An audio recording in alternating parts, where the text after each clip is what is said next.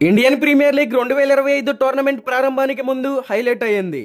మెగావేలం ద్వారా అన్ని జట్లు తమ స్క్వాడ్లను దృఢీకరించుకున్నాయి. ఇందులో స్టార్ ఆటగాళ్లను కూడా దక్కించుకున్నాయి. ముఖ్యంగా Kannada cricketer KL Rahul Delhi Capitals 14 కోట్ల రూపాయలకు కొనుగోలు చేసింది. వేలానికి ముందు రిషబ్ పంత్ను విడుదల చేసిన ఢిల్లీ క్యాపిటల్స్ కు ఇప్పుడు జట్టు నాయకుడు ఎవరన్నది ఒక పెద్ద ప్రశ్నగా మారింది. 2022 సీజన్ లో లక్నో సూపర్ జైంట్స్ జట్టుకు కెప్టెన్ గా ప్రవేశించిన కేఎల్ రాహుల్ ఆ జట్టులో మంచి ప్రదర్శనే కనబరిచాడు. లక్నో తరపున ఆడిన 38 మ్యాచ్ల్లో 10 అర్ధ సెంచరీలు 2 సెంచరీలతో 1410 పరుగులు చేసిన రాహుల్ జట్టులో అత్యధిక పరుగులు చేసిన బ్యాట్స్మన్ గా కూడా నిలిచాడు. అయితే లక్నో జట్టు 2025 ఐపీఎల్ సీజన్ కు గాను రాహుల్ ను రిటైన్ చేసుకోకపోవడంతో వేలంలో ఢిల్లీ అతన్ని కొనుగోలు చేసుకుంది. ఇప్పుడు ఢిల్లీ క్యాపిటల్స్ జట్టుతో రాహుల్ కెప్టెన్సీ పోటీ పడే అవకాశం ఉంది. మరోవైపు RCB captain Faf du Plessis కూడా ఆ పోటీలో నిలిచినట్లు తెలుస్తోంది. రాహుల్ తో పాటు అనుభవజ్ఞులైన ఆటగాళ్లైన Akshar Patel, Faf du Plessis కూడా కెప్టెన్సీ రేస్ లో ఉన్నట్లు సమాచారం. ఫ్యాబ్ డు ప్లెసిస్ నేతృత్వంలో కరేబియన్ ప్రీమియర్ లీగ్ అంటే సిపిఎల్ లీగ్ లో సెయింట్ లూసియా కింగ్స్ ను కూడా ఛాంపియన్స్ గా నిలిపింది. ప్రస్తుతం అద్భుతమైన ఫామ్ లో ఉన్న ఫ్యాబ్ డు ప్లెసిస్ కి కెప్టెన్సీ ఇవ్వడానికి మంచి అవకాశం ఉంది.